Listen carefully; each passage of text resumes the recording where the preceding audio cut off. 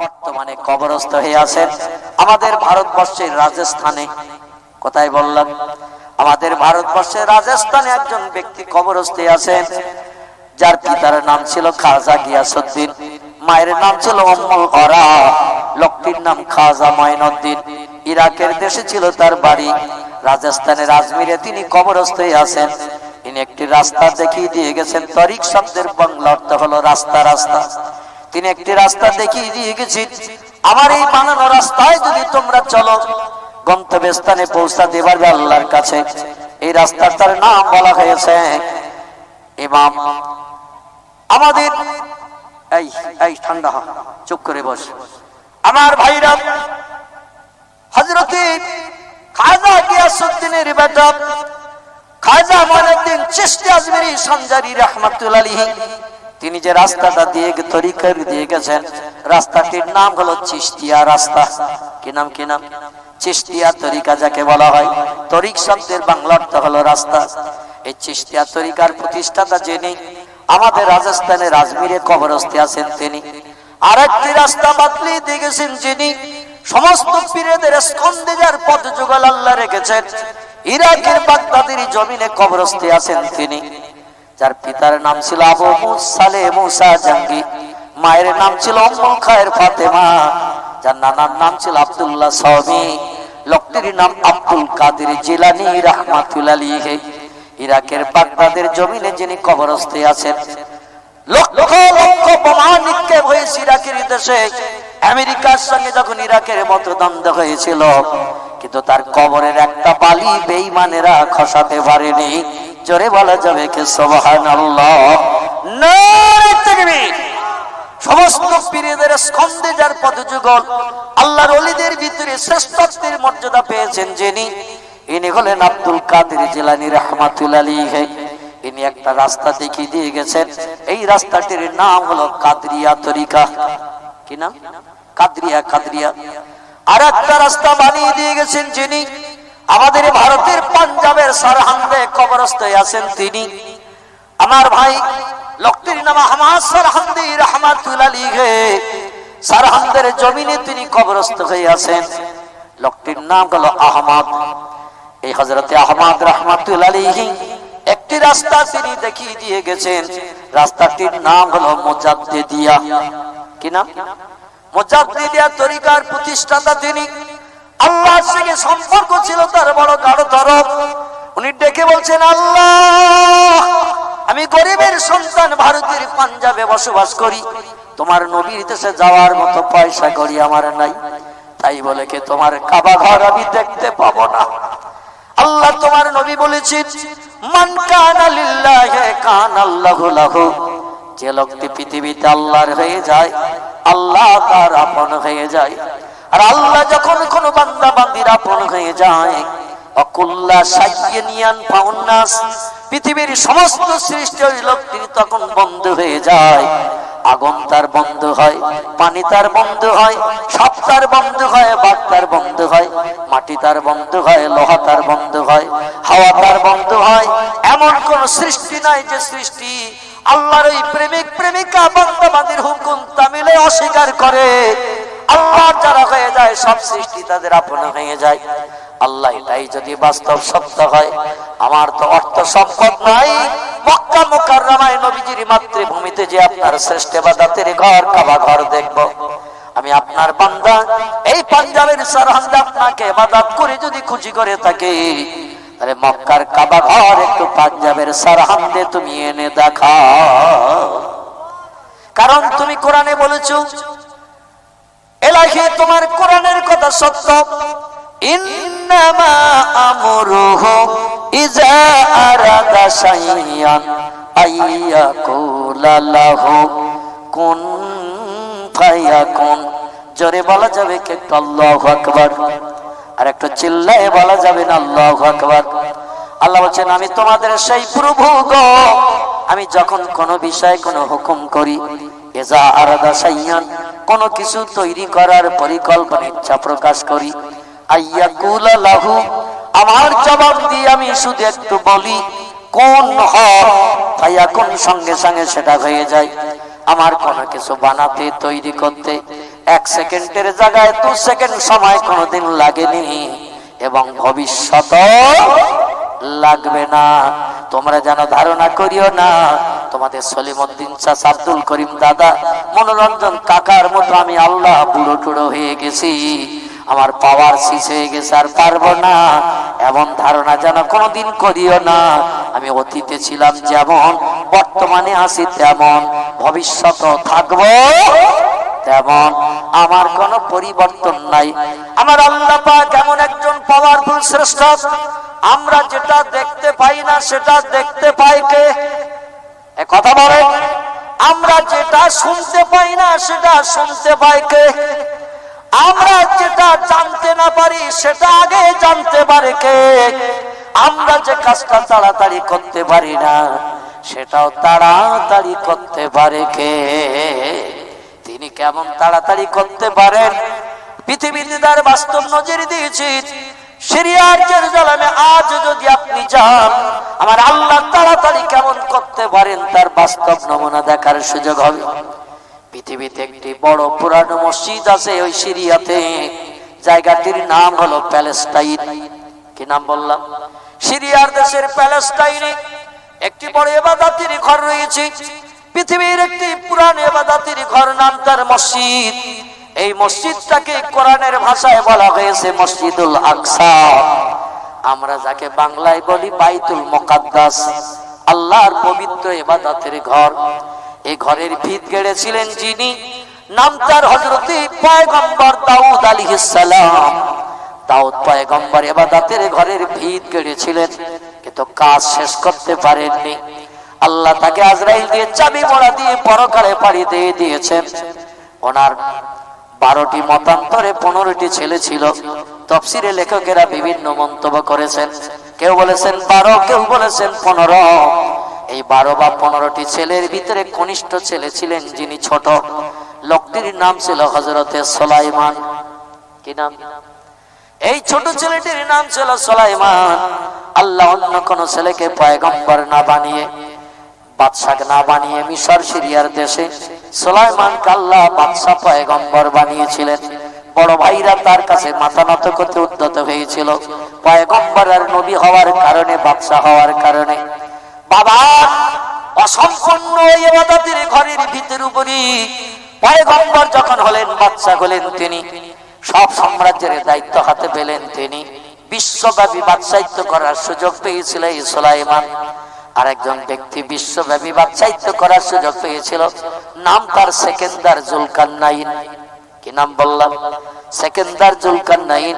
আল্লাহ বিশ্বব্যাপী বাদশাহিত্য করার সুযোগ দিয়েছিল। সুলাইমান বলেন, তামাম পৃথিবীর বাদশাহিত্য যখন আল্লাহ আমাকে দিয়েছেন, তাহলে আমার বাবার বানানো এই ভিতের উপরে বাকি কাজটা সম্পন্ন করি। জেন জাতিদের ডেকে নিয়ে সোনার উপর 10টা 3টি ধাতু কড়াই ফেলে গালিয়ে, আবার ফরমাই ফেলে ইট বানিয়ে বাইতুল মুকাদ্দাসের দেওয়াল গেঁথেছিলেন। নামি দামি পাথরগুলো দেওয়ালে চতুর্দিকে সব সেট করে দিয়েছিলেন। রাতের বেলা কোনো লাইট জ্বালাতে হতো না, দেওয়ালের পাথরই রাতের বেলা দিনের মতো জলজল করে জ্বলতো। এই বাইতুল মুকাদ্দাস, জোরে বলুন সুবহানাল্লাহ। এই বাইতুল মুকাদ্দাসের ভিতরে একসঙ্গে জামাতে নামাজ পড়তে পারে 2,25,000 মানুষ। তাহলে মসজিদটা ছোট মসজিদ তো নাকি? আপনাদের মসজিদ ওর থেকে বড় তো নাকি? কত লক্ষ ধরে? 200, 250, 300, ঠিক কিনা? আমাদের মসজিদে জনসংখ্যা ধরে 150, 200, 250। আর এই মসজিদটির একসঙ্গে জামাতে নামাজ পড়তে পারে 2,25,000 মানুষ। তবে বড় দুঃখের সঙ্গে একটা খবর দিই, এই মসজিদে 70,000-এর মতো পয়গম্বর আল্লাহর ইবাদত বন্দেগী করে জান্নাত হালাল বানিয়েছে। জোরে বলা যাবে কি সুবহানাল্লাহ? আমাদের পয়গম্বর মুহাম্মদ রাসূলুল্লাহ পর্যন্ত ইবাদতের ঘর বাইতুল মুকাদ্দাসে নামাজ আদায় করেছে। যেদিন নবীজি আল্লাহর বাড়ি যাচ্ছেন নেমন্তন্ন খেতে, সেটি ছিল আরবি ভাষায় মেরাজ। বাংলায় কে উত্তর গগন ভ্রমণ বলা হয়, আরবি ভাষাকে মেরাজ বলা হয়েছে। মেরাজের রজনীতে আল্লাহ নবীকেও বাধ্য হতে হয়েছিল বাইতুল মুকাদ্দাসে 2 রাকাত নামাজ আদায় করতে। আবার নবী এই পৃথিবী থেকে যখন আকাশ পাড়ি দেওয়া শুরু করেছিল, পৃথিবীর অন্য কোন জায়গা থেকে তার আকাশ পাড়ি শুরু হয়নি, এই বাইতুল মুকাদ্দাসের চাতল থেকে আকাশ পাড়ি দেওয়া শুরু হয়েছিল। তাহলে মসজিদটির দাম আছে না নাই? যে মসজিদে কম বেশি 70,000-এর মতো পয়গম্বর আল্লাহর ইবাদত করে জান্নাত হালাল বানিয়েছে, এই মসজিদটি এখন আর মুসলমানদের হাতে নাই। ইহুদিরা, ইসরায়েলের ইহুদিরা মুসলমানদের কাছ থেকে এই মসজিদটি জোর করে এখন কেড়ে নিয়েছে। আমেরিকান খ্রিস্টানদের সাহায্য পেয়েছে তারা। ইহুদি আর খ্রিস্টান দুটি জাতি হলো মামাতো আর খালাতো ভাই। ইহুদি বিপদে বললে খ্রিস্টান উপকার করে, খ্রিস্টান বিপদে বললে ইহুদি উপকার করে। আর পৃথিবীতে 55টির মতো মুসলিম দেশ বিদ্যমান, একটা দেশের মুসলমানেরা নাকে কাঠি দিয়ে হাসতেছে না। চাচা আপন পরাণ বাঁচা যার চিন্তা সেই করছে, আর প্যালেস্টাইনের মুসলমানেরা চোখের পানিতে বুক ভাসিয়ে শুধু কাঁদছে। এই মুসলমানদের কাছ থেকে বাইতুল মুকাদ্দাসটা কেড়ে নিয়েছে ইহুদিরা। এই বাইতুল মুকাদ্দাসের ভিতরে তারা শূকর বেঁধে লালন পালন করছে। এই বাইতুল মুকাদ্দাসের ভিতরে বসে মদ ঢেলে ঢেলে ইহুদিরা খাচ্ছে। ওদের জন্য মদ খাওয়া বৈধ হালাল, তাই মসজিদে বসে বসে এখন মদ ঢেলে ঢেলে খাচ্ছে। এই মসজিদের ভিতরে যুবতী মেয়েদের নিয়ে নাচার ডান্স গান গাচ্ছে তারা। আর মুসলমানেরা প্যালেস্টাইনের সুন্নি মুসলমান, আমরা যারা সুন্নি ওরা ওই রকম সুন্নি মুসলমান, আল্লাহর কাছে হাত তুলে শুধু খাচ্ছে মায়ানমারের মুসলমানদের মতো। আমাদের পার্শ্ববর্তী দেশ মায়ানমার, ওই মায়ানমারের মুসলমানেরা বৌদ্ধ ধর্মাবলম্বীদের অত্যাচারে আজ তারা নির্যাতিত, তাদের প্রাণ নাশ করছে, বিবি বাচ্চা বিধবা এতিম হচ্ছে, বাচ্চাগুলো কেড়ে নিয়ে প্রাণ নাশ করছে মায়ানমারের মুসলমানদের। ওরা জীবন রক্ষার তাগিদে, দুনিয়ায় বেঁচে থাকার তাগিদে বাংলাদেশের বর্ডারের দিকে, মায়ানমারের পাশেই বাংলাদেশ, বাংলাদেশের বর্ডারে আসছে। আর বাংলাদেশের মুসলমান বিডিআর ওরা মারার উপরে খাড়ার খায়া মুসলমান মেয়েরা জীবন রক্ষার তাগিদে রক্তপ্লুত হয়ে মারধর খেয়ে যখন বাচ্চা কোলে করে নিয়ে আসছে বাংলাদেশের বর্ডারে, আর বাংলাদেশের মুসলিম বিডিআরেরা মারার উপরে খাড়ার ঘা দিয়ে তাদের উপর আবার অত্যাচার করে মারধর করে আবার বাঘের গালে তাদের ফেলে দিচ্ছে। একটু জোরে বলুন নাউজুবিল্লাহ। যেখান থেকে মার খেয়ে এসেছে আবার তাদের হাতে তুলে দিচ্ছে, বাঘের মুখে আবার ফেলে দিচ্ছে। মায়ানমারের মুসলমানেরা বলে আল্লাহ তোমার নবীর আদর্শ যেটা নয়, তোমার নবী জানিয়েছেন লা ইউমিনু আহাদুকুম হাত্তা কুনা হাব্বা লিআখিহি আও ক্বালা লিজারিহি মা ইউহিব্বু লিনাফসিহি, রাওয়াহু মুসলিম। একটু চিল্লায়ে বলুন আল্লাহু আকবার।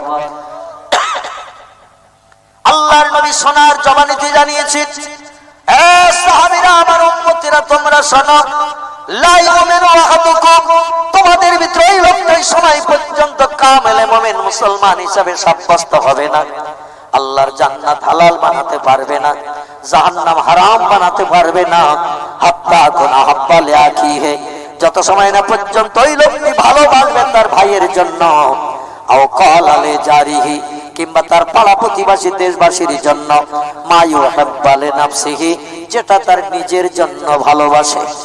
নিজে ভালো খাবো, ভালো পড়বো, আর ভাই ভাই বাচ্চাদের দিকে একবার দৃষ্টি নিক্ষেপ করবো না, দেশবাসী পাড়া প্রতিবাসীর দিকে একবার দৃষ্টি নিক্ষেপ করবো না, আমার জাতকে মুসলমানদের বিপদে পাশে দাঁড়াবো না, ওই লোকটি কোনদিন আল্লাহর কাছে মুসলমান হিসাবে বিবেচিত হবে না, কখনো দিন জান্নাত হালাল বানাতে পারবে না, জাহান্নাম হারাম বানাতে পারবে না। তুমি যদি পাকা ঘরে থাকো, তোমার ভাই ভাই বাচ্চাদের জন্য একটা পাকা ঘরের ব্যবস্থা করিও। তুমি যদি ভালো মন্দ জোগাড় করে বন্ধু বান্ধব নিয়ে খাও, তোমার ভাই ভাইয়ের বাচ্চাদের উনানে হাড়ি উঠেছে কিনা একটু খবর নাও। তোমার একই মায়ের পেটের ভাই তার বিবি বাচ্চাদের উনানে হাড়ি উঠেছে কিনা একটু খবর নাও। বন্ধু বান্ধব ডেকে ভালো মন্দ খাচ্ছ, তারা নিতে চাইছে না, জোর করে তাদের পাতে দিচ্ছ। আর তোমার ভাইয়ের বাচ্চাটা বিড়ালের বাচ্চার নাই, মায়ের কাছে কাউ কাউ করছে, দুপুরে রান্না হয় নাই, মার ক্ষুধার যন্ত্রণা সহ্য করতে পারি না, কিছু খাবারের ব্যবস্থা করো। মা বলে ধৈর্য ধর, সহ্য কর, আজকের রান্না হয় নাই।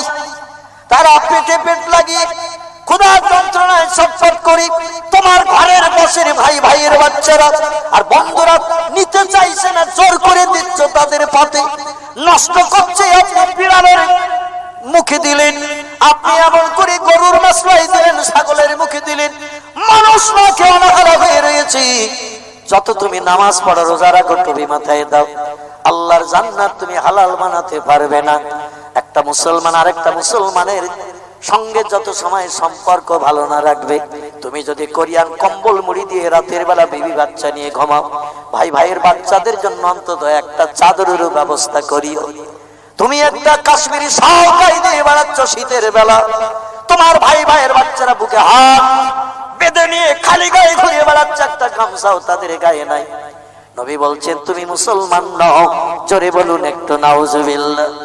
আজ মায়ানমারের মুসলমানেরা মার খেয়ে জীবন রক্ষার তাগিদে বাংলাদেশ মুসলিম দেশ, যে দেশে 100-এর ভিতরে 95 জন মুসলমান বসবাস করে, বর্তমানে 18.5 কোটির মতো মুসলমান ওই দেশে বসবাস করছে। ভিন ধর্মাবলম্বীদের 24 ঘন্টা ঘুরলেও নজরে দেখতে পাওয়া যায় না। শতকরা মাত্র 5% হিন্দু ভাইদের বসবাস বাংলাদেশ। মেয়েরা হাতে শাখাও দেয় না, কপালে তারা এমন করে কোন তিলক ও সিঁদুরও দেয় না, কারণ মুসলমানদের দেশে বাস করে বলে ওরাও পর্দা প্রসিদ্ধা নিয়ে চলে। আমার এবছর সবার যাওয়া হয়ে গেছে বাংলাদেশে, আবার আগামী কালও যাব বাংলাদেশে। আমি বন্ধুগণ বছর 5-6 বাংলাদেশে আমি যাচ্ছি। এবছর দেখতে দেখতে আমার 33 দিন প্রোগ্রাম করা হয়ে গেছে সবারে, আবার আগামী কালও যাব 3 দিনের প্রোগ্রাম। সে দেশে হিন্দু মেয়েদের চেনা যায় না, তারা মাথায় সিঁদুরও দেয় না, হাতে শাখাও দেয় না, কোন জায়গায় মাইক বাজিয়ে তারা পূজা অর্চনাও করে না, গোপনে গোপনে করে মুসলমানদের ঠেলায়। আর তোমরা মুসলমানেরা সুখী জীবন গঠন করছো আর মুসলমানদের বাঘের গালে ফেলে দিচ্ছ। হাসরের মাঠে কি তোমরা হাজিরি হবে না? অবশ্যই হাসরে হাজিরি হতে হবে। সেদিন 9টা দানের কটা চাল আল্লাহ দেখিয়ে দেবেন। প্যালেস্টাইনের মুসলমানেরা মদ খাওয়া দেখছি বাইতুল মুকাদ্দাসের ভিতরে, শুকর লালন পালন করছে ইহুদিরা, সেটা বাস্তব চোখে দেখছি। যুবতী মেয়েদের নিয়ে নাচের ড্যান্স দিয়ে গান গাচ্ছে ওই ইহুদিরা, মুসলমানেরা দেখছি হৃদয়ে চলছে তুষের আগুন। যে মসজিদে 70,000-এর মতো পয়গম্বর আল্লাহর ইবাদত করে আল্লাহর জান্নাত হালাল বানিয়েছি, একসঙ্গে 2,25,000 মানুষ যে মসজিদে জামাতে নামাজ পড়তে পারে, নবীদের মেরাজের রজনীতি এমন কোন পয়গম্বর ছিল না যে পয়গম্বর বাইতুল মুকাদ্দাসে আসেনি। আল্লাহ নবীর পেছনে ইক্তেদা করে নামাজ আদায় করেন। আল্লাহর লক্ষ কোটি ফেরেশতাও সেদিন নবীজির পেছনে ইক্তেদা করেছিল। মুসলমান ভাইরা সেই মসজিদটা এখন বিধর্মীরা বেঈমানেরা কেড়ে নিয়েছে মুসলমানদের কাছ থেকে, আর ওরা কাচ্ছে মুসলমানদের কাছে, দাবি করছে আমাদের হয়ে রাষ্ট্রসংঘে কিছু বলো, হোয়াইট হাউসে কিছু বলো, বিশ্ব ব্যাংকের দরবারে কিছু বলো, আমরা যাতে আমাদের মসজিদ ফিরিয়ে পাই। পৃথিবীর কোন দেশের মুসলমান রাষ্ট্র নেতা নাকে কাটে দিয়ে হাসে না, কারণ আমেরিকা দাদা তাদের বন্ধু ইহুদি ইসরায়েলের ওই ইহুদিরা, ওদের নামে কিছু বললে আমাদের বিপদ আসতে পারে, এই চিন্তায় কোন মুসলিম দেশ কিছু বলে না। ওরা এখন বলছেন আল্লাহ তুমি ছাড়া আমাদের আর কোনো উপায় নাই। আল্লাহ যেদিন তোমার দয়া হবে, যেদিন তোমার রহম হবে, সেদিন আমাদের মুখে হাসি ফুটবে।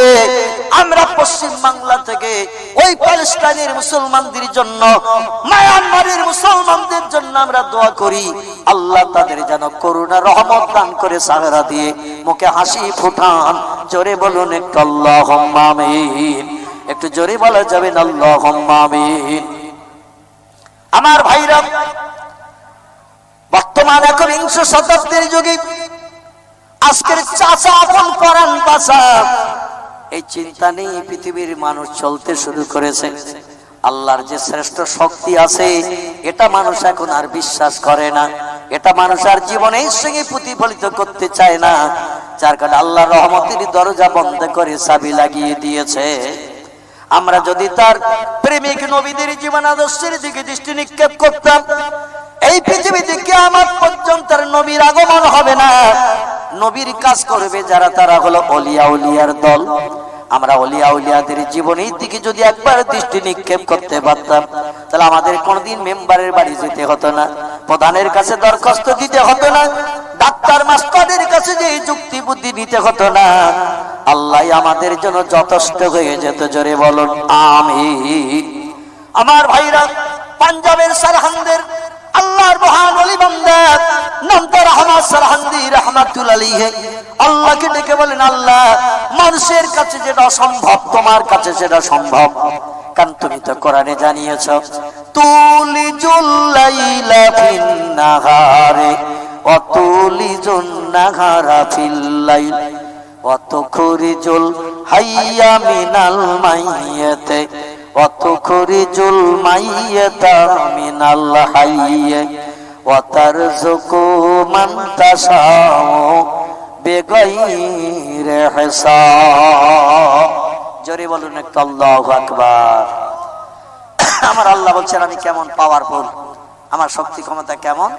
আমি কোরআনের এই সেন্টেন্স বাক্যের ভিতরে তোমাদের মগজ সাফ করার চেষ্টা করেছি। আমি রাতকে দিন বানাই, দিনকে রাত করি। আমি মরারে জেন্দা করি, জেন্দাকে এক মুহূর্তে মারি। জেন্দাকে মারতে আমার বুলেটের গুলি দিয়ে বক্ষ ঝাঁঝরা করতে হয় না, নাক টিপে ধরতে হয় না, তার এমন করে গলা চেপে ধরে শ্বাস নিঃশ্বাস বন্ধ করতে হয় না। আমি শুধু কোন বলি, সঙ্গে সঙ্গে জেন্দা মরে, আবার মরাও জেন্দা হয়। জোরে বলুন একটু সুবহানাল্লাহ। আমি শুধু কোন বলি, রাত দিন হয়, দিন রাত হয়। আমার আল্লাহ শুধু কোরআনে কট করিনি, বাস্তবে আবার প্রমাণ করে দেখিয়েছেন। জোরে বলুন সুবহানাল্লাহ। ভাইরা আমার, হযরত আহমদ সারহান্দি আল্লাহকে বলেন, আল্লাহ তোমার কাবা ঘর কি আমার দেখা হবে না? আমার আল্লাহ বলছেন, বান্দা তুমি আমার, আমি তোমার। এজন্য আমি মক্কার চাতওয়াল থেকে কাবা ঘর উঠিয়ে তোমার সারহান্দে হাজির করে দিচ্ছি। হুজুরকে ডাক দেয়া হলো, এ আহমদ সারহান্দি, আমার কাবা ঘর দেখার জন্য তুমি আমার কাছে দাবি করেছো, অনুরোধ করেছো, নিবেদন করেছো। আমি তোমার দাবি পূরণের জন্য মক্কার ওই কাবার চাতওয়াল থেকে কাবা ঘর উঠিয়ে নিয়ে তোমার ঘরের সামনে হাজির করেছি। আমার কাবা ঘর যদি দেখতে চাও, ঘর থেকে বাইরে বেরিয়ে পড়ো। আহমদ সারহান্দি ঘর থেকে বাইরে বেরিয়ে পড়েছেন। দেখছেন আল্লাহর কাবা ঘর তার ঘরের সামনে দাঁড়িয়ে। জোরে বলুন একটু সুবহানাল্লাহ।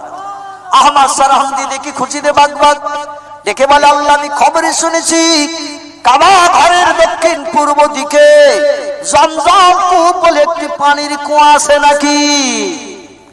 এটা যদি তোমার অরিজিনাল কাবা হয়, তাহলে জমজম কূপ কই? জোরে বলুন আল্লাহু আকবার। আল্লাহ জমজম কূপ কই? আল্লাহ বলছেন, আমার প্রেমিক বান্দা আহমদ সারহান্দি, আমার জমজম কূপ দেখা লাগবে। আল্লাহর বান্দা বলছেন, না আমি আর কাবার চাতওয়ালে তো জমজম কূপ আছে, খবর শুনেছি। আল্লাহ বলে, আহমদ সারহান্দি রে, তোর বাড়ির পাশের ওই কুয়াটি, পথ কুয়াটি আমি আল্লাহ জমজম কূপ বানিয়ে দিয়েছি।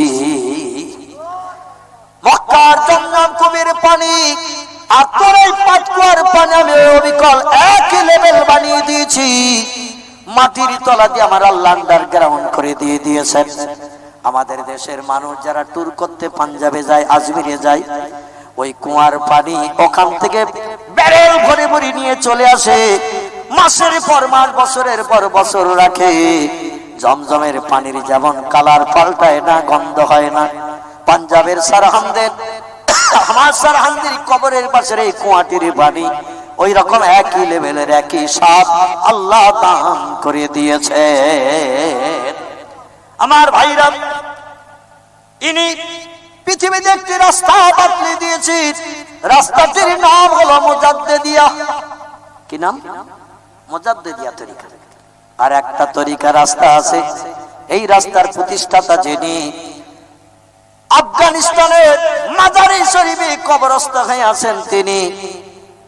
আমার ভাইরা, যিনি একটি রাস্তা তৈরি করে দিয়েছেন, তিনি বলছেন, দুনিয়ার মানুষ তোমরা তিনটি তরিকার প্রতিষ্ঠাতার নাম শুনেছ, এমন করে তাদের রাস্তা নিয়ে তোমরা কম বেশি রিসার্চ গবেষণা করেছ।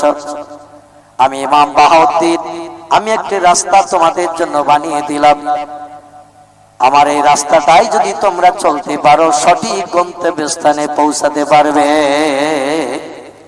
ইমাম বাহাউদ্দিন নকশবন্দি রাহমাতুল্লাহ আলাইহি, ইনি যে তরিকাটা রাস্তাটা পৃথিবীর মানুষের জন্য প্রতিষ্ঠা করেছেন, এনার রাস্তাটার নাম হলো নকশবন্দিয়া তরিকা। জোরে বলুন একটু সুবহানাল্লাহ। এই লোকটির কাছে একজন সাধারণ মানুষ এসে হাজির হয়েছেন। বলে, হুজুর, লোকমুখে শুনেছি আপনি মানুষকে বায়াত করেন, তাকে আল্লাহ আল্লাহ প্রেমিক বানান, এজন্য আমাকে একটু বায়াত করে দিয়ে মুরাকাবা মুশাহাদার সবক দিন, আমি সে তো আমল করে যেন আল্লাহকে চিনতে পারি, নবীজির দিদার আমি নসিব করতে পারি, পরকালে জান্নাত আমি হালাল বানাতে পারি। ইমাম বাহাউদ্দিন নকশবন্দি বলল, বাবা, যদি তুমি আমার কাছে বায়াত হতে চাও, মুরিদ হতে চাও, তাহলে তওবা করো। আগে তওবা করে নিয়ে এবার তুমি কলেমা শরীফ পড়ো, কলেমায় রদ্দে কবর পড়ো। লোকটাকে পড়িয়ে দিয়ে কিছু আমল দিলেন। প্রতিদিন 10,000 বার করে আল্লাহ আল্লাহ নামে জপ করতে হবে। প্রথম সবক, প্রতিদিন তোমাকে 10,000 বার আল্লাহ আল্লাহ নামের সবক পাঠ করতে হবে। প্রতি ফরজ নামাজ অন্তে সুবহানাল্লাহ 33 বার, আলহামদুলিল্লাহ 34 বার, দরুদ শরীফ 100 বার, কলেমা শরীফ 500 বার করে তোমার পড়তে হবে। এটা হলো প্রথম সবক। এগুলো মস্ক হয়ে গেলে আবার আসবে 2-1 মাস পরে, আবার সবক পাল্টিয়ে বড় সবক দেব। প্রথম সবক হলো 24 ঘন্টায় 10,000 বার শুধু আল্লাহ আল্লাহ বলতে হবে। আর প্রতি ফরজ নামাজি ডাইনে বামে সালাম ফিরানোর পর সুবহানাল্লাহ, আলহামদুলিল্লাহ, কলেমা শরীফ, দরুদ শরীফ এগুলো তোমাকে পড়তে হবে। লোকটা সবক নিয়ে বাড়ি এসেছে। ফজরের বেলা ফজরের নামাজ আনতে এবার এই সবক পাঠ করে মস্ক করে যখন কাজে যায়, দিন মজুরি লোক, মালিক বলে 8 ঘন্টা লেট হয়ে গেছে, তোমাকে আর কাজে নেব না। আমার আর যারা কাজ করছে তারা 8 ঘন্টা 45 মিনিট আগে এসে কাজে জয়েন করেছে। বেশ কিছুটা কাজ হয়ে গেছে আর তুমি এখন আসছো, তোমাকে আর কাজে নেব না, কালকের সময় মতো এসো।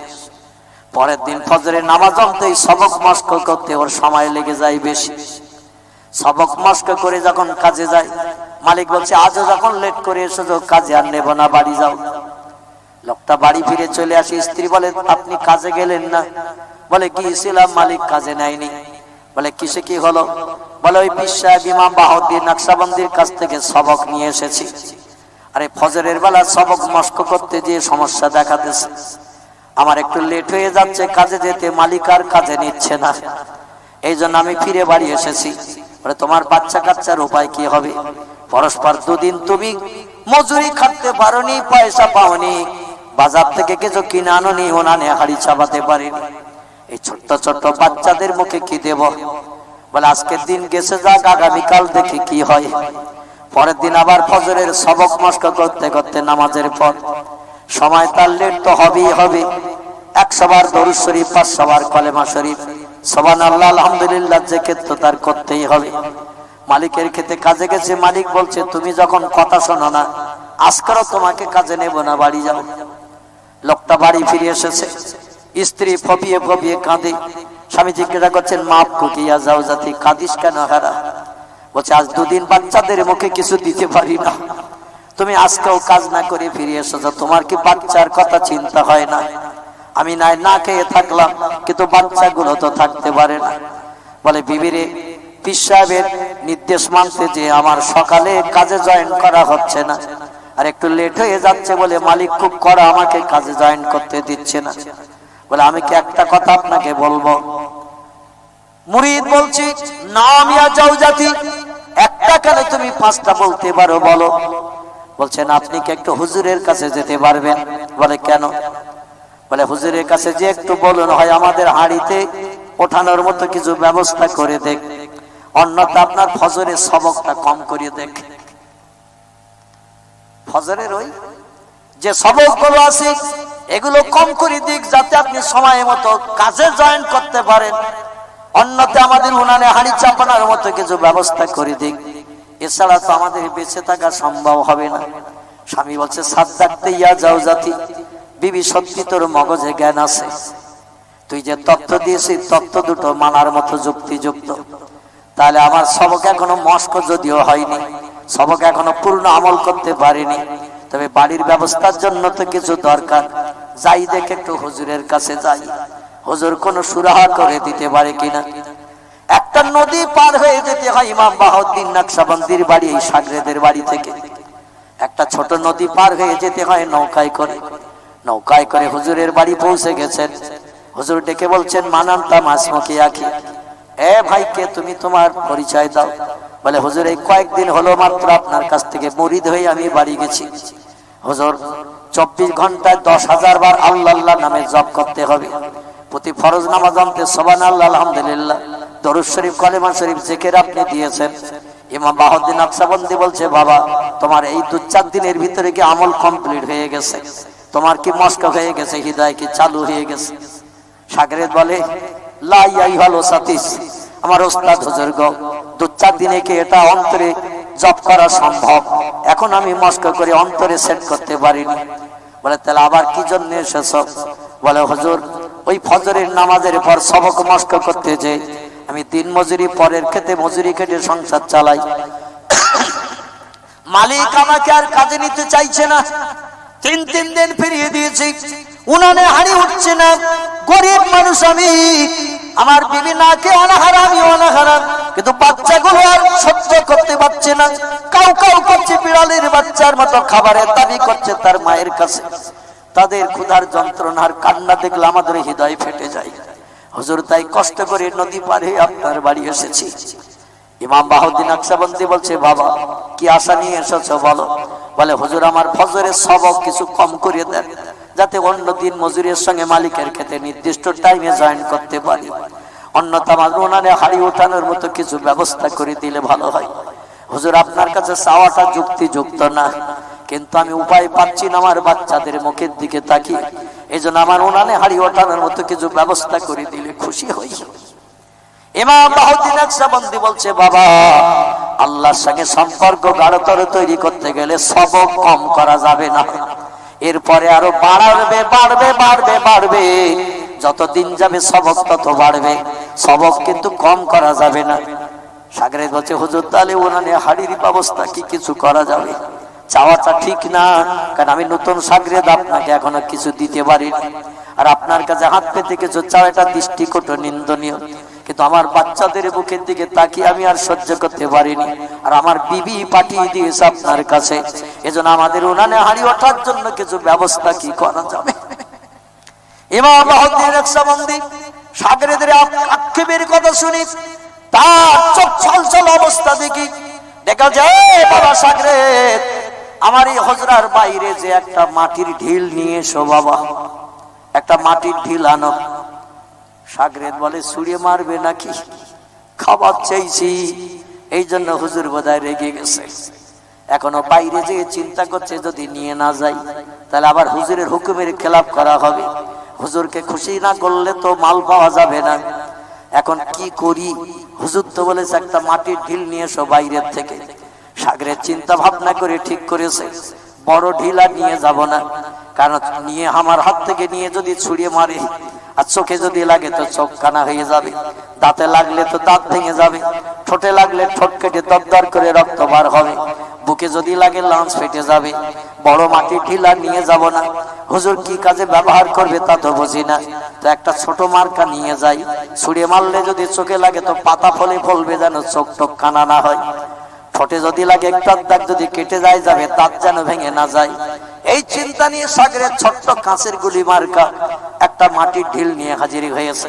কারণ হুজুর যখন মাটির ঢিল চেয়েছে, একটু ছোট মার্কা নিয়ে যায়, অন্তত হুকুমটা মিলটা হবে। মাটির ঢিল নিয়ে হজরার দরজার সামনে যে হাজির। হুজুর বলছে, বাবা শাগরেদ এসেছে নাকি? বলে, নাম ইয়াই হলো সাতিজ হুজুর। হ্যাঁ। ইমাম বাহাউদ্দিন নকশবন্দি ডেকে বলছে, বাবা আমি একটা মাটির ঢিল আনতে বলেছিলাম, খবর কি? বলে, হুজুর এই তো আমি এনেছি। বলে, আমার হাতে দাও। ইমাম বাহাউদ্দিন নকশবন্দির হাতে মাটির ঢিলটা দিয়েছে শাগরেদ। হুজুর মাটির ঢিলটা হাতে করে নিয়ে কোরআনের 3টা আয়াত শরীফ পাঠ করেছেন জোরে জোরে করে। মাটির ঢিলে 3 বার, একটু মাটির ঢিলে 3 বার ফু দিয়ে দিয়েছে। দিয়ে বলছে, এই নাও বাবা, এটা নিয়ে এলাকায় যেখানে বাজার আছে, সোনার দোকান আছে, সেখানে যে এই সোনার দোলাটা বিক্রি করে দেবে। যা পয়সা হবে তাই দিয়ে চাল আটা কিনে নিয়ে বাড়ি চলে যাবে। যতদিন না ফুরাবে ততদিন যেন আর আসবে না, সবক মস্ক করতে থাকবে।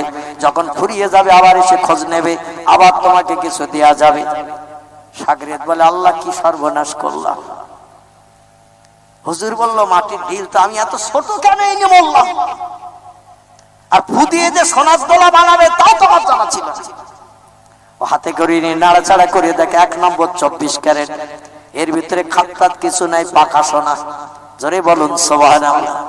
বলে হুজুর 3 বার কোরআনের আয়াত পড়ে ফু দিয়ে যে সোনার দোলা বানাবে তা যদি আমার জানা থাকতো তো বড় সাই একটা কাঁধে করে নিয়ে যেতাম, জীবনে আর কোনোদিন হুজুরের কাছে কিছু চাওয়ার দরকার হতো না। আজকের যা ভুল হয়ে গেছে গেছে, এ ভুলের মাসুল দিয়ে 1 মাস পরে তুলবো। যখন এই সোনা বিক্রি করা পয়সা ফুরিয়ে যাবে, হুজুর তো বলেছে আবার আসবে, আবার কিছু দেওয়ার চেষ্টা করব। সেদিন হুজুর যদি মাটির ঢিল বলে কি দিতে হবে সে আমি জানি, সে আমি জানি। সোনার দোলাটা নিয়ে লোকটি বাড়ি ফিরে আসছে, খেয়া ঘাটিছে, হাজিরি হয়েছে। নৌকায় 2-5 জন লোক না হলে মাঝি নৌকা ছাড়বে না। এ নৌকায় উঠে দাঁড়িয়ে রয়েছে, 2-4 জন আরো যাত্রী আসলো, একসঙ্গে মাঝি নৌকা ছেড়ে এপার থেকে ওপারে পার করে দিচ্ছে। নদীর মাঝ পজিশনে যখন নৌকা চলে গেছে, ইবলিস শয়তান ওর মনের ভিতরে ঢুকে গেছে। শয়তান আল্লাহর কাছ থেকে 4টে পাওয়ার চেয়ে নিয়েছে। কটা? শয়তান আল্লাহর কাছ থেকে 4টে পাওয়ার চেয়ে নিয়েছে। 70,000 বছরের ইবাদতের প্রতিদান। আল্লাহকে খুশি করেছে 70,000 বছর ইবাদত করে ইবলিস। আল্লাহরে ডেকে বলে, আল্লাহ জান্নাত থেকে আমাকে যখন বিতাড়িত করে দিচ্ছেন আর জান্নাতে ঢোকার যখন পারমিশন আমার নাই, তাহলে আমি যে 70,000 বছর একাগ্রতা নিয়ে আপনার ইবাদত করেছি, খুশু নিয়ে আপনার ইবাদত করেছি, কোন চিন্তা থেকে আমি মুক্ত হয়ে আপনার ইবাদত করেছি, আমার ইবাদত আপনি কবুল করেছেন কিনা? আল্লাহ বলছেন, ইবলিস রে আজাজিল, এ জেনেদের বাচ্চা, সত্যি তোর একাগ্রতার ইবাদত আমি আল্লাহ খুব পছন্দ করেছি। আমার ইবাদত যখন করতিস কোন দিকে তোর মন থাকতো না। আর আমরা মসজিদে যখন নামাজে দাঁড়িয়ে থাকি অজান্তা মুগুর মাক্কা হয় সব বলে মন যায় না। একই রকম জুতো 4-5 জন, আর কে যে আমার জুতো দুটো পাল্টিয়ে নিয়ে যাবে তার ঠিক নাই। মসজিদে নামাজে দাঁড়িয়ে থাকি গিরিলে ছাতার মন থাকে, ছাতাটা আবার দয়া করে কেউ নিয়ে যাবে কিনা। মসজিদে নামাজে দাঁড়িয়ে থাকে দোকানে শাটারে মন চলে যায়। নামাজ পড়তে মসজিদে এসেছি, শাটার টেনেছি তো তালা দিছি তো। মসজিদে নামাজে দাঁড়িয়ে থাকি মন থাকে জল করে মাঠে, জমিতে পানি দেয়া হয়েছে, এখন পানি দূরে চালা দিয়ে সব বেরিয়ে যাচ্ছে কিনা। মসজিদে নামাজে দাঁড়িয়ে থাকে মন যায় খোকার মার কাছে, বাড়ি যে গরম গরম খাবো যেন আর স্টোভে গরম করতে না হয়। আমাদের এই নামাজ কি আল্লাহর দরবারে কবুল হবে নাকি? দাঁড়িয়ে আছি এক জায়গায়, মন আছে আর এক জায়গায়। এই নামাজ কোনদিন আল্লাহর দরবারে কবুল হতে পারে না। কিন্তু জেনেদের বাচ্চা আজাজিল, যার পরবর্তী নাম হয়েছে ইবলিস, এ এমন একাগ্রতা নিয়ে আল্লাহর ইবাদত করেছি, আল্লাহর 70,000 বছরের ইবাদত কবুল করেছে। ও ডেকে বলে, আল্লাহ আমার ইবাদত যখন কবুল করেছেন, আরে কাদামাটির মানুষ আদমের কারণে আমার জাহান্নাম হালাল হয়ে গেছে, আমি তো বেরিয়ে চলে যাচ্ছি, তবে একটা আদমের বংশধরকে জান্নাতে যেতে দেব না, আমি পড়বো জাহান্নামে, ওদেরও পড়াবো জাহান্নামে। এখন আমার ইবাদতের প্রতিদান গিফট কিছু দেবেন নাকি? আল্লাহ বলছেন, আমি তো জানিয়েছি যে যা আমল করবে আমলের প্রতিদান দেব। ফামাইয়া আমাল মিসকাল যাররাতিন খায়রা ইয়ারা, যারা পরিমাণ ভালো কাজ করে যদি কেউ হাসরে হাজিরি হয় তার প্রতিদান আমি মিজানের দাড়ি পাল্লায় দেখিয়ে দেব। ওমাইয়া আমাল মিসকাল যাররাতিন শাররা ইয়ারা, আবার যারা পরিমাণ খারাপ কাজ করে যদি কেউ কবর থেকে হাসরে হাজিরি হয় মিজানের দাড়ি পাল্লাও সেটাও ধরা পড়বে, সেটাও তাকে দেখিয়ে দেয়া হবে। সেদিন বিচার হবে চুলচেরা বিচার। আল্লাহ ডেকে বলছেন, তোর ইবাদতের প্রতিদান দেব, তবে এখন নিবি না পরে নিবি? ওর যে মগজে মাল কম, ওর যে মগজে জ্ঞান কম, এটাই তার বাস্তব প্রমাণ। ও যদি বলতো আল্লাহ এখন হাত দেন আর পরে হাত দেবেন, এ যাত্রার মতো বেঁচে যেত, এ যাত্রার মতো রেহাই পেয়ে যেত। আদমের উপরে রাগ করে গিরগিটির মতো ফুলতে শুরু করেছে। তখন ও বলছে, আল্লাহ যা দেবেন সব এখনই দিয়ে দেন, ও পরে টরে আর নেব না। ও যদি কিছু বাকি রেখে দিত পরে কিন্তু লাভবান হতো। ও বললো, যা দেবেন সব এখনই দেন। আল্লাহ বলছেন, কি কি লাগবে তোর বল। ইবলিস একটু চিন্তা করে বলছে, আল্লাহ দুনিয়া যতদিন রাখবেন আমার ততদিন হায়াত দিতে হবে, কিয়ামত পর্যন্ত আমার মরণ দিলে হবে না। আল্লাহ বলছেন, যা ওটা তোরে দিলাম। আমরা সব পটল তুলবো না এসব মরবো না আমরা সবাই মরবো, কিন্তু জেনেদের বাচ্চা ওই ইবলিসের কিন্তু কিয়ামত পর্যন্ত মরণ হবে না, ও বেঁচে থাকবে। আল্লাহ বলেন তোর আর কি লাগবে বল, ইবাদতের প্রতিদান স্বরূপ। ও একটু চিন্তা করে বলছে আল্লাহ পৃথিবীর এ প্রান্ত থেকে ও প্রান্ত যেন এক মুহূর্তে আমি যেতে পারি, আমার কোনো যেন জানতাম কিছু না লাগে, কোন এরোপ্লেন স্কুটি হেলিকপ্টার টাটার আমার যেন কিছু না লাগে, আমি যখন তখন এই প্রান্ত থেকে ও প্রান্তে যেন আমি যেতে পারি। আল্লাহ বলেন যাও তহবাটা আমি তোরে দিয়ে দিলাম। আল্লাহ বলছেন তোর ইবাদতের প্রতিদান আর কিছু লাগবে নাকি? ইবলিস একটু চিন্তা ভাবনা করে বলছে আল্লাহ আর একটা দিলে খুব খুশি হই। আল্লাহ বলছেন আর কি লাগবে বল? বলে আমি যখন তখন যে কোনো রূপ ধারণ করে মানুষকে যেন ধোঁকা দিতে পারি, যে কোনো রূপ যেন আমি ধারণ করতে পারি, চেহারা পরিবর্তন করে মানুষকে খারাপ কাজে নিয়ে যাওয়ার জন্য বন্ধু সাজবো, প্রেমিকাও সাজবো, বন্ধু হয়ে মদ খাওয়াবো, মানুষ মার্ডার করাবো, যাতে ও জাহান্নামী হয়। আল্লাহ বলেন যা ওটাও তোরে দিলাম, আর কিছু লাগবে? পরে চাইলে বলার পাবি না, কারণ তুই এখনই সব নিবি বলেছিস। আমি আল্লাহ দেব বলে ওয়াদা করেছি, আমি আমার ওয়াদা ভঙ্গ করিনি এবং করব না। আবার একটু চিন্তা ভাবনা করছেন আর কিছু লাগবে কিনা মানুষকে জাহান্নামী বানাতে। চিন্তা ভাবনা করে বলছে আল্লাহ আর একটা জিনিস দিলে খুব খুশি হই। আল্লাহ বলছেন আর কি লাগবে বল? বলে আমি মানুষের দেহের ভিতরে ঢুকে যে অন্তরে যেন কুমন্ত্রণা ধোঁকা দিয়ে খারাপ কাজ করাতে পারি, মানুষের দেহের ভিতরে যেন ঢুকে যেতে পারি। আল্লাহ বলেন যাও পাওয়ারটাও তোরে দিয়ে দিলাম, তুই মানুষের অন্তরের ভিতরে ঢুকে যে খারাপ কাজে সাহায্য করবি, খারাপ কাজে মন লাগিয়ে দিবি, বান্দা যাতে আমার হুকুমের খেলাপ করে খারাপ কাজ করে জাহান্নামী হয়, যাও পাওয়ারটাও তোরে দিয়ে দিলাম। আল্লাহ ডেকে বলে আর কিছু লাগবে? ইবলিস বলছে চারটে পাওয়ার যখন চেয়ে নিয়েছি, একটাও আদম বংশধরদের জান্নাতে যেতে দেব না। আমার চারটে পাওয়ার খাটিয়ে ব্যবহার করে সব আদম বংশধরদের আমার সঙ্গে জাহান্নামে নিয়ে যাব আমি। আল্লাহ বলছেন তোর চা পাওয়া শেষ? ইবলিস বলছেন না আমি আর রব্বিহা। আল্লাহ বলছেন আমি বড় সব করে কাদামাটা দিয়ে আদম বংশধর বানিয়েছি, ওদের বংশধর পৃথিবীতে পাঠাবে ইবাদত বন্দেগী আমার করানোর জন্য।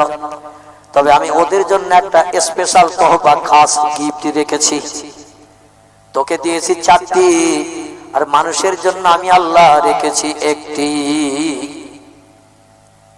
ইবলিস বলছে একটা বাদ দিলে তবু আমার তিনটে বেশি, আমার তো চারটে দেশে, আর মানুষের জন্য আপনি একটা তহবা রেখেছেন, ওদের একটা আমার একটা সমান সমান বাদ গেল, তবু তো আমার তিনটে বেশি।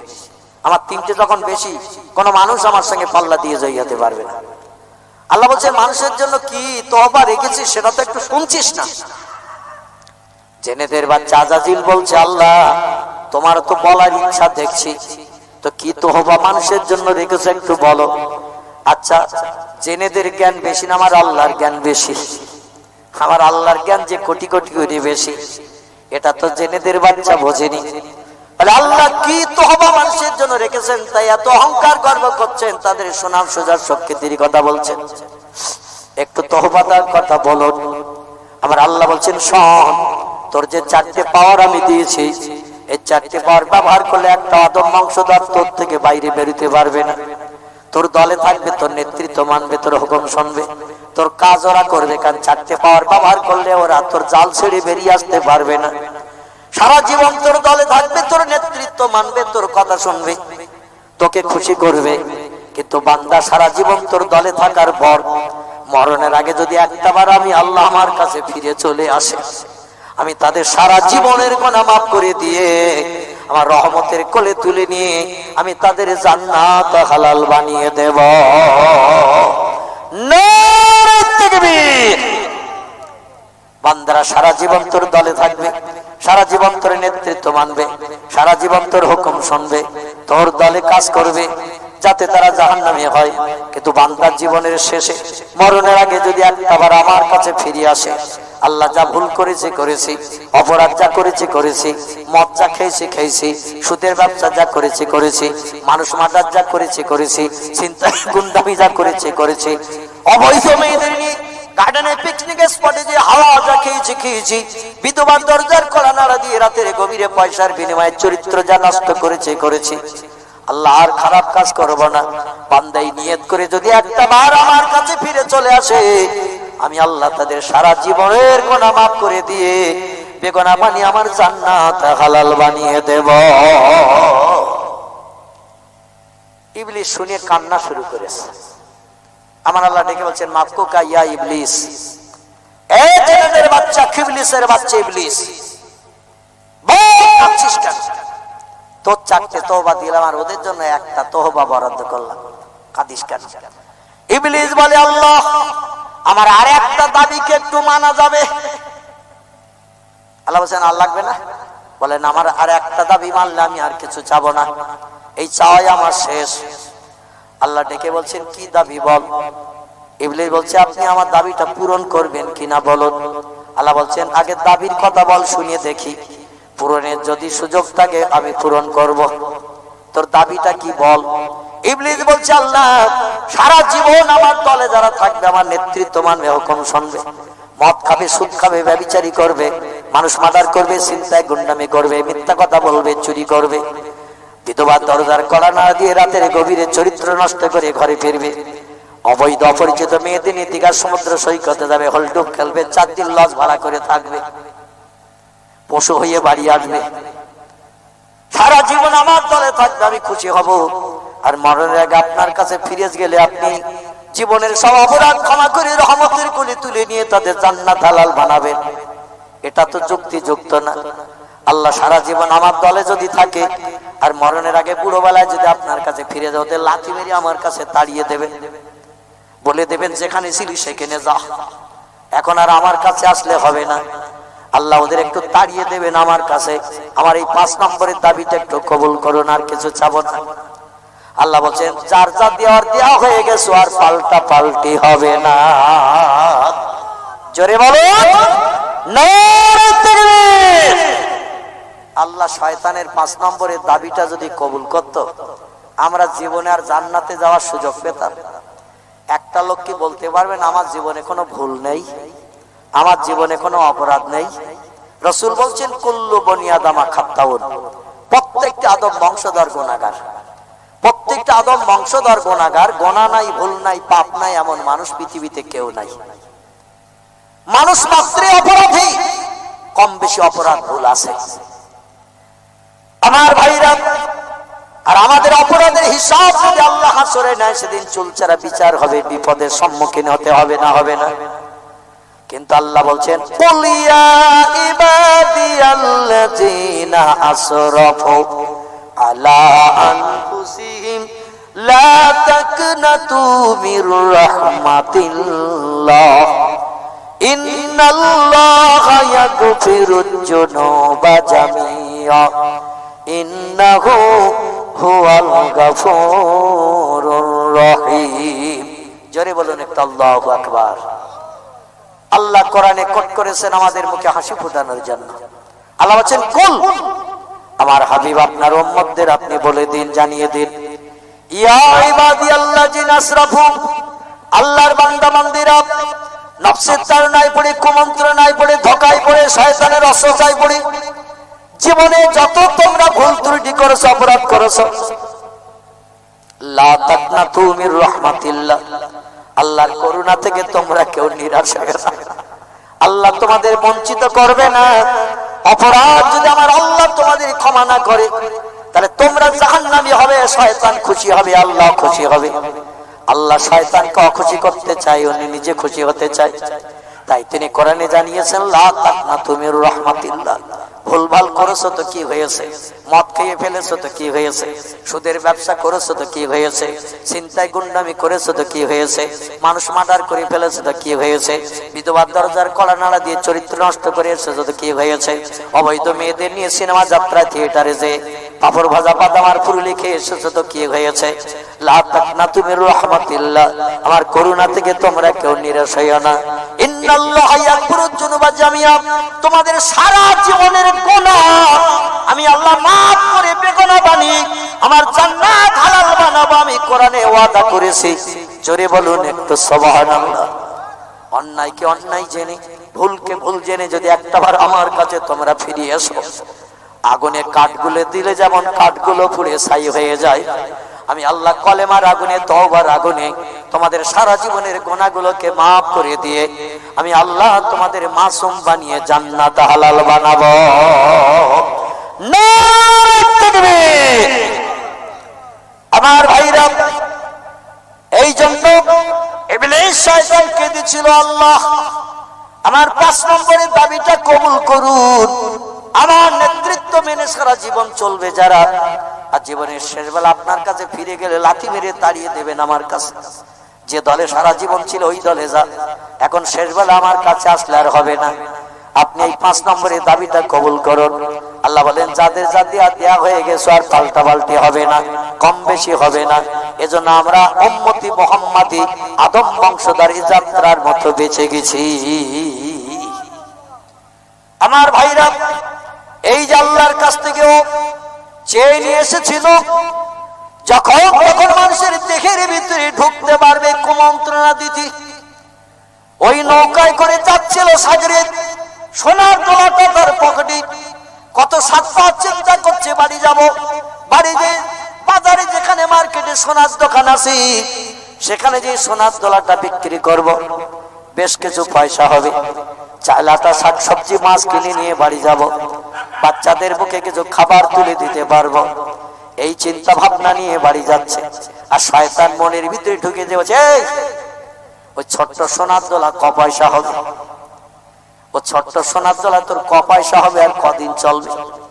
হুজুর যে কোরআনের আয়াত পড়েছে ও তো তোর মুখস্থ, কোন জায়গায় পড়তে হয় এটা শুধু জানতিস না। হুজুর তোর শিখিয়ে দিয়েছে সোনা তৈরির কারখানা। বাড়ি জেগে যায় নামাজের পাটি পেতে তুই শুধু হুজুরের মতো বসবি, আর তোর বউটারে মাঠের থেকে বড় বড় মাটির চাই আনতে বলবি, তোর বউ মাঠের থেকে মাটির চাই এনে তোর সামনে দেবে, আর কোরআনের আয়াত পড়বি আর ফু দিবি, বড় বড় সোনার দোলা তৈরি হয়ে যাবে। ছোট্ট সোনার দোলা বেকার বইয়ে কেন বাড়ি নিয়ে যাচ্ছিস, ফেলে দে। শয়তান নদীপথে নৌকায় মনের ভিতরে ঢুকেছে, ওরে এমন একটা ধোঁকা লাগিয়ে দিল, ও বলছে সেও দেখ যুক্তির কথা, এই ছোট্ট সোনার দোলা আর ক পয়সা ক হাজার হবে। হুজুর যে কোরআনের আয়াত পড়লো সে তো আমার সামনেই পড়লো, আর আমার তো মুখস্থ আছে, তবে কোথায় পড়তে হয় এটা আমার জানা ছিল না। ওই 3টে আয়াত আমি পড়বো, আর আমার স্ত্রীর বড় বড় মাটির চাই আনতে বলবো, আর ও মাঠের থেকে এনে এনে আমার সামনে দেবে, আর আমি 3-3 ফু দেবো, আর সোনার দোলা হবে। আমার বউটারও মাথা থেকে পা পর্যন্ত গয়নায় ভরে দেব, আর সমস্ত পৃথিবীর সব দেশের বাজার রসিয়ে দেব, কারণ সোনা বানাতে তো সময় লাগবে না, 3 বার শুধু ফু দেবো আর কাজ হবে। আকাশচুম্বী বিল্ডিং বানাবো, বিশাল অট্টালিকা বানাবো, মেঘের সঙ্গে পাল্লা দেব, শুধু বাড়ি যাওয়া পর্যন্ত অপেক্ষা। পকেট থেকে সোনার দোলা বার করি, দেশে নদীতে ফেলে, সোনার দোলা ভারী জিনিস, পানির তলায় তলিয়ে গেল, বলে যাবি যা, আমিও নেব না, লোকেরও নীতি দেব না, তবে বাড়ি যেয়ে কারখানা বানাবো তো কেউ পারবে না। ও মুসকে মুসকে হাসতে হাসতে বাড়ি চলে গেছে, মুসকে মুসকে হাসতে হাসতে বাড়ি চলে গেছে। স্ত্রী চেহারার মুখের হাসি দিকে মনে করছেন লাইন ভালো আছে, ডেকে বলছে মা হালুকে মাকবারু কিয়া যাওজি, ত্রাণের স্বামীর খবর কি বলো, হাসি মুখ তো দেখছি, তাহলে আমার অনুরোধে হুজুরের কাছে যেয়ে নিশ্চয় লাভ হয়েছে। বলে সে আর বলিস নে, হুজুর আমাদের সোনা তৈরির কারখানার লাইন শিখিয়ে দিয়েছে। সোনা তো লাগবে না, লাগবে না, মেয়েদের 3 দিন যদি খেতি না দেন, 4 দিনের দিন যদি 2.5 ভরি ওজনের একটা সোনার হার এনে দেন, ও পুকুর ঘাটে যাবে তো আর বাড়ি আসবে নাকি? পাড়ার সমস্ত মেয়েদের বলবে তোদের স্বামী আর কি ভালোবাসে, 3 দিন বাজার করিনি তো কি, এই দেখ 2.5 ভরি ওজনের হার আমার এনে দিয়ে দিয়েছে। আমার চেহারাটা সৌন্দর্য কত শ্রীবৃদ্ধি হয়েছে। মেয়েরা গহনাগাটি কিন্তু খুব পছন্দ করে, ভালোবাসে। স্ত্রী বলছেন কিসে কি হয়েছে বলো? বলে হুজুর কোরআন শরীফের 3 জায়গা থেকে 3টা আয়াত পরস্পর পাঠ করেছে, আর আমার একটু মাটির ঢিল আনতে বলেছিল। আমি মাটির ঢিল নিয়ে হুজুরের কাছে গেলাম, আর হুজুর ফুদিল আর 1 নম্বর 24 ক্যারেট সোনা, যার ভিতরে খাত খাত কিচ্ছু না। স্ত্রী বলছে কই সে সোনার দলা একটু দেখাও।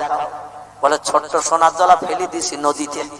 তোমার মতো পাগল স্বামীটা আমি আছে নাকি আর দুনিয়ায়? বলে ওনে তুই চিন্তা করিস না, আমরা এখন বড় বড় সোনার চাই বানাবো। বলে কি করে বানাবে? বলে আমি যাই নামাজে হুজুরের মতো নামাজে হালাতে বসবো, আর তোর একটু কাজ করতে হবে, শাবল নিয়ে মাঠে যেতে হবে, ফাটলের ভিতরে শাবল পুরি দিয়ে চাঁড় দিয়ে দিয়ে বড় বড় চাই তুলবি, যত বড় ঢিল আনবি তত বড় সোনার দলা। স্ত্রীকে বলে দিল তোর কাজ হলো একটু মাঠে যাবি বাড়ি থেকে বেরিয়ে, আর ফাটলের ভিতরে শাবল চালিয়ে চাঁদ দিয়ে দিয়ে বড় বড় মাটির চাই তুলবি, একটু কাকে করে নিয়ে বাড়ি আসবি, একটু সিলে সুলে যাই যাক, তোর মাথা থেকে পা পর্যন্ত সোনা দিয়ে টোটাল বডি ভরিয়ে দেব। স্ত্রী বলে কেটে কুটে যদি রক্ত বার হয় তাও অসুবিধা নাই, কারণ তামাম বডি তো আমার সোনায় ভরা হবে। শাবল নিয়ে মাঠে চলে গেছে, খন্তা নিয়ে, যে ফাড়ার ভিতরে শাবল পুরো দিয়ে চার দিয়ে দিয়ে কষ্ট করে করে বড় বড় চাই তোলে। ঘেমে যাচ্ছে স্ত্রী, তাও কিছু মনে করে না, কারণ কিছু পেতে গেলে তো একটু কষ্ট করতে হয়। কাকে করে নিয়ে হেঁটে হেঁটে বাড়ি চলে এসেছেন। স্বামী নামাজে হালাতে বসা যায় নামাজে, ওনার না যায় নামাজের সামনে মাটির চাই সব করে ছেড়ে দিচ্ছে, ভারী বাধ্য। আর বলছে এই নাও সোনা বানাও। উনি কোরআনের আয়াত তিনটি পরস্পর পড়লেন। হুজুর যা ফুদেছে তার 3 গুণ বেশি, জোরে জোরে ফুদেছে, ধুলো উড়িয়ে যাচ্ছে ঢিলের থেকে। স্ত্রীও দাঁড়িয়ে রয়েছে সামনে, কিন্তু যে মাটি সেই মাটি, মাটির কালার পাল্টাচ্ছে না। স্ত্রী বলছেন মা হালুকা মাখবারুকা ইয়া জাউজি, এ প্রাণের স্বামী খবর কি? বলছে হুজুর যে আয়াত পড়িয়েছে আমিও তাই পড়িছি। হুজুর ফুদেছে আসতে, আমি জোরে দিছি যাতে তাড়াতাড়ি কাজ হয়। বলছে তা কই কাজ হচ্ছে কই? বলছে তাই তো দেখছি। বলে তুমি সেই ছোট সোনার দলা দাও, যেটা হুজুর দিয়েছে এটা দাও। বলছে সে তো নদীতে ফেলে দিয়েছে। বলে মনে হচ্ছে তোমার এখনই মাদার করে দেই, তুমি বাড়ি এসে একবার পরীক্ষা করলে না তোমার পুঁতে কাজ হয় কিনা। তুমি আগে থাকতে হুজুরের দেয়া সোনার দলা নদীতে ফেলে দিয়েছে। বলে হুজুর তো সেই ছিল বড় মাটির ঢিল, আমি মনে করলাম আমার চকি মারবে, চোখ খানা হবে। পয়সা চাইছি, খাবার চাইছি, দাঁতে মারলে দাঁত ভেঙে যাবে, তাই বড় দোলা নাতে ছোট দিলাম কাছের গুলি মার্কা। আর ফুদে যে সোনা বানাবে তা তো আমার জানা ছিল না, জানা থাকলে বড় চাই দিতাম, আজকে না যায় নামাজ আর বসার দরকার হতো না। আর কে জানে মনে আমার ধোকা দিচ্ছে, ছোট সোনার দোলা কপাস হবে, ফেল দিয়ে নদীতে, বাড়ি যেয়ে বড় দোলা বানাবে। তাই সে বাদ দিয়ে কখন বাড়ি করে ফেলে দিয়েছে আমি নিজেই বলতে পারতেছি। বলছে তোমার সোনা বানাতে হবে না, তুমি রূপ করো, রূপ বানাও, রূপ। বলছে দেখি আবার ফুদি। কোরআনের আয়াত 3টে পাঠ করে আবার ফুদায়, মাটি আর মাটি রূপ হয় না। স্ত্রী বলছে খবর কি? বলে রূপ তো দাম কম সোনার থেকে, তাও তো হয় না। বলে তোমার রূপ করতে হবে না, তুমি কয়লা করো, কয়লা হলো বিক্রি হবে, কিছু পয়সা পাওয়া যাবে, ওনার অন্তত হাড়ি চা বানানো যাবে, কয়লা বানাও। হুজুর আবার ফুদায়, এই বাড়িওয়ালা হুজুর কাজ কিচ্ছু হয় না, শুধু ধুলো উড়ে যায়। স্ত্রী বলছে আবার দাও। পিসাবের কাছে বলে কেন? বলে হুজুর জোরে জোরে যে আয়াত পড়েছে, আস্তে হয়তো কোন আয়াত পড়েছে সেটা পড়তেছ না, কাজ হচ্ছে না। এর ভিতরে আস্তে আস্তে পড়া কোন আয়াতটা থাকতে পারে। বলছে সেও এক যুক্তির কথা, আমার তো ওটা শোনা হয়নি যে 3টে কাজ হবে না, 4টে আয়াতে কাজ হবে, সে তো শুনিয়ে আসা হয়নি। বলছে আবার যাও, তোমার মতো স্বামী নিয়ে সংসার করা আমার পক্ষে মেয়ে লোকে সম্ভব হবে না, তুমি তো পাগল স্বামী, ভালো করে শুনিয়ে বুঝিয়ে আসতে হয়। বলছে একটু ধৈর্য ধর, সবর কর, যাচ্ছে আবার নদী পার। নৌকা যোগে নদী পেরিয়ে হুজুরের হজরার সামনে হাজির ইমাম বাহাউদ্দিন নকশবন্দি জিকিরে মত্ত, জোরে বলুন একটু সুবহানাল্লাহ।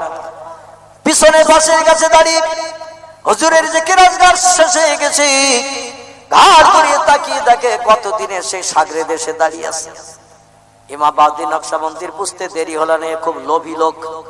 কালকে দিলাম সোনার দোলা, আজ আবার এসেছে বোধহয় মাল নেবে, যা দিছি তো 2-1 মাসও চলে যাবে, আবার কেন আজ এসেছে? বাবা খবর কি?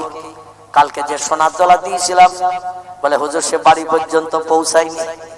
বলে রাস্তায় কি কেউ চিন্তায় টিন্তায় করে নেছে নাকি কেড়ে নেছে, তাই তুমি আবার অভাব জানাতে এসেছো? বলে হুজুর কেউ জানে না, কেউ কেড়েও নেয়নি। বলে তাহলে? বলে আমি নৌকায় করে যখন বাড়ি যাচ্ছিলাম, কে জানো বলছিল ছোট্ট সোনার দোলায় ক পয়সা হবে, ফেলে দে নদীতে, বাড়ি যেয়ে বড় মাটির ঢিল তোর বউরে আনতে বলবি, আর তুই যাই নামাজে হালাতে বসে আয়াত 3টে পড়বি আর ফুদিবি। আপনি যা আয়াত পড়েছেন জোরে জোরে তা তো আমার মুখস্থ, তবে কোন জায়গায় পড়তে হয় 3টে আয়াত আমার জানা ছিল না, সেটা তো জেনে নিলাম। এই জন্য বাড়ি যেয়ে সোনা বানাবো এই চিন্তায় আমি ছোট্ট সোনার দোলা ফেলে দিছি নদীতে। বলছে তোর মতো পাগল আর আছে নাকি? বলে হুজুর যা বলেন বলেন, এখন অঘটন ঘটে গেছে। এখন ওই যে আয়াত 3টা আপনি পড়েছিলেন, আর বাড়তি কোন আয়াত পড়তে হবে কিনা তাই বলুন। সোনা আপনার দিতে হবে না, বাড়তি আয়াত আর কিছু পড়তে হবে কিনা বলুন, লাইনটা একটু ক্লিয়ার করে দেন। বাড়ি যে আকাশচুম্বী বিল্ডিং বানাবো, ভালো মন্দ খাবো, সংসার জীবনে সুখভোগ করবো, সোনা আপনার আর বানাতে হবে না, আমি বানিয়ে নেব। ইমাম বাউদ্দিন নকশবন্দি বলে, বাবা কিয়ামত পর্যন্ত যদি তুমি চেষ্টা চালাও, কোরআনের আয়াত পড়লে তোমার মুখের ফুটে মাটির ঢিল কোনোদিন কয়লাও হবে না। বলে হুজুর আমার বউ শেষে বলেছিল কয়লা করো, তাও পারি না।